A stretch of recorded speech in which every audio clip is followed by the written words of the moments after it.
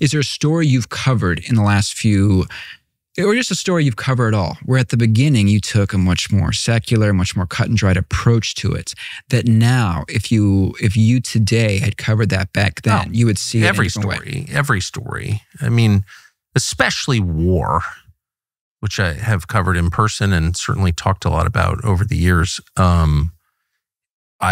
I just saw it as a product, the sort of failure of statecraft and nations act rationally. One country wants this territory either to conquer or to reclaim it, and this country doesn't want to give it up, and so they have a war over it. I had a very secular understanding of war, and it was the First World War that changed my view probably 15 years ago.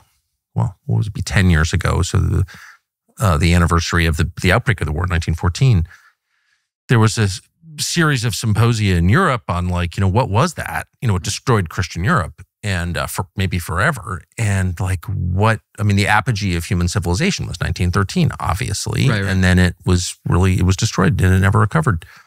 And a bunch of other empires fell, including the Ottoman and Austro-Hungarian and all this stuff. It's like it reshuffled the map and gave rise not just to the Second World War, but to the world that we now live in. So how did it start?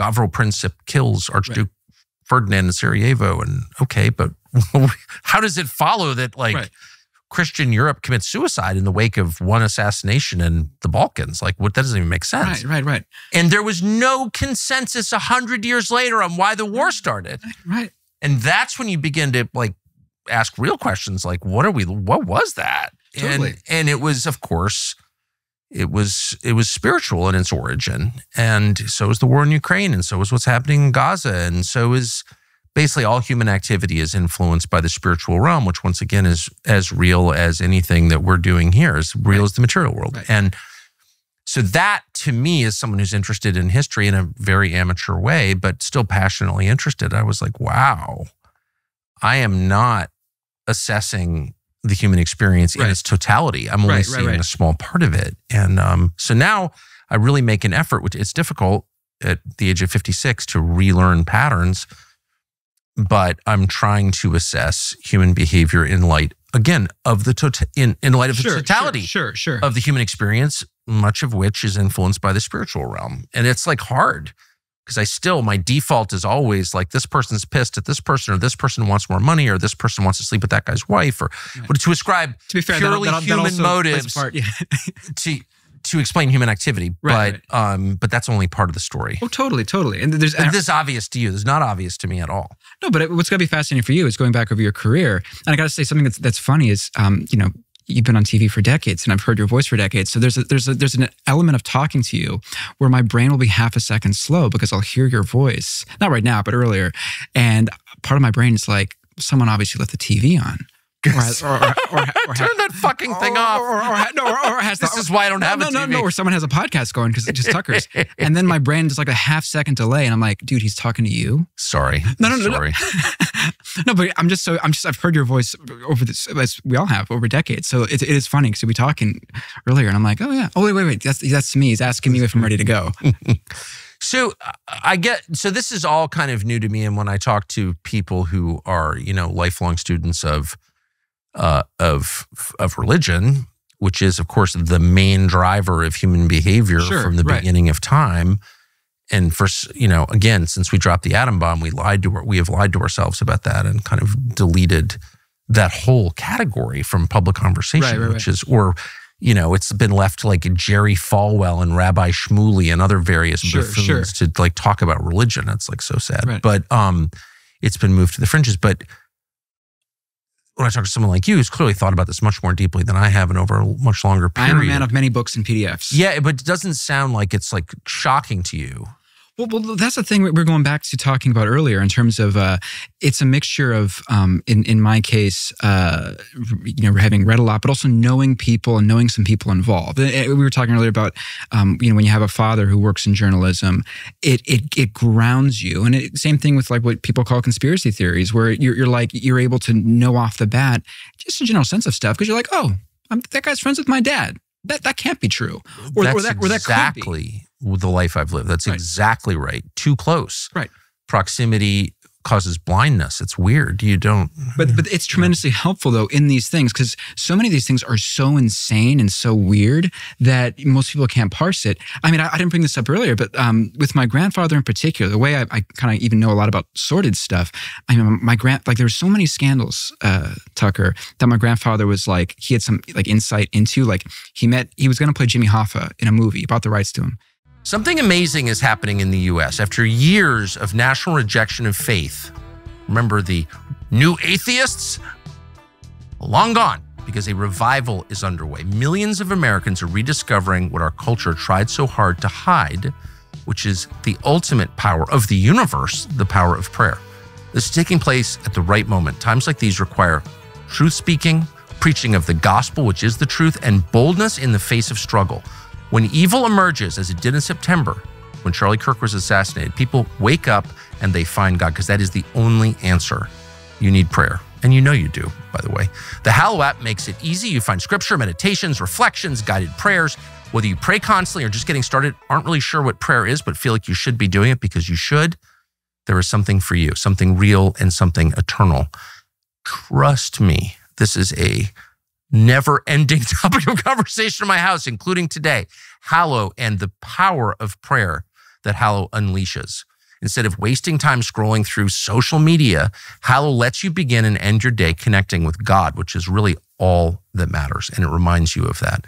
Joins the millions of Americans who are discovering the peace, the only real peace and clarity that prayer can bring. Hallow. Download it today, Hallow. It's free to try. It may be the most important decision you make this year. Get 3 months free at hallow.com/Tucker. And if it doesn't change your life, I'll be shocked. I mean that. He met Jimmy Hoffa, hung out with him in Fort Lauderdale a week before Hoffa died. One of his best friends was killed by the Manson family. On the other side of my family, the Ted Kennedy crash in Chappaquiddick, his lawyers called my grandmother's house accidentally. They were trying to call the Harborview Hotel, which was one digit off, 3337 versus 3377. So, his lawyers accidentally called my grandmother and goes, Ted there? So that's like 3 of like 10 of like the major sordid tabloids. So I bring that up to say, when you, and you would know this from your father too as a journalist, when you grow up in an environment where weird stuff is not just there to be gawped at or go, wow, that's something no one can ever figure out. You have enough information that you're able to go like, no, my dad knows him and I've met him. I know so-and-so. If I do the research, I can get maybe to 50% of knowing the story when anyone else can get to 40%, which is still huge in the grand scheme of things. So I've had the opposite experience. And even now, especially now, when I read about people in the, the media, and they're described as one thing, and I know them pretty well, and I don't see that at all. And yet it's clearly true. Right. And I'm thinking of a couple of people who I really like who are clearly kind of evil. It's just obvious that they're pretty evil. Yeah. But, my experience and I try not to hang around evil people, but, I just know people for a long time. And I just had dinner with that person and it was sort of eccentric, but I don't really see him as part of a global conspiracy to oppress anyone. Right. I don't see him as a tool of Satan, but, the evidence suggests he is. I'm just trying to be honest, right? Well, you bring up something I always think about in regards to the Bible, that one of the reasons the Bible is true is that it's in its depiction of villains and heroes. The heroes in the Bible, you look at King David, look at the political scandal he gets in, where he sees this woman bathing, Bathsheba. He's really turned on by this. He knows her husband, Uriah, I think, sends him to the front lines of war to get him killed intentionally. Yeah. That would be a gnarly political scandal for anyone. That is a pure act of evil. But that is what people, including heroes, can get up to.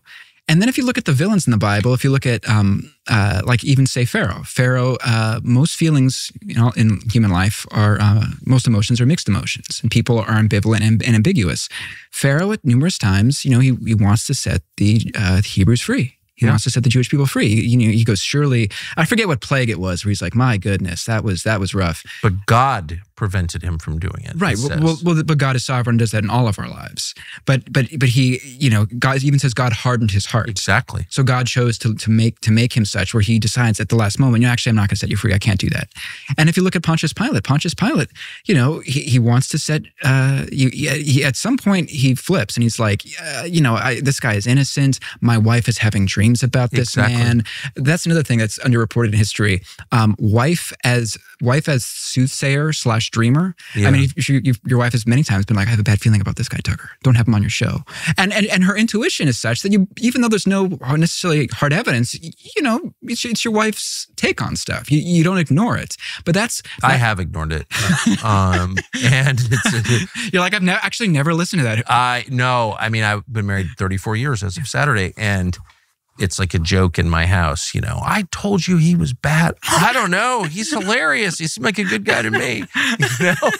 That's hilarious. Yeah. So you'd be the Pontius Pilate where she's like, don't arrest this man. I had a dream. 100%. And you're like, whatever. I'm doing my work right now. I'm very shallow. So someone who's amusing or fun to have dinner with, I just get swept away. I like that guy. You know what I mean? Thanks for watching our YouTube channel. We hope you'll subscribe to it. And by the way, you can hit the little bell on there and get notifications every time we produce a video. We hope you'll do that also.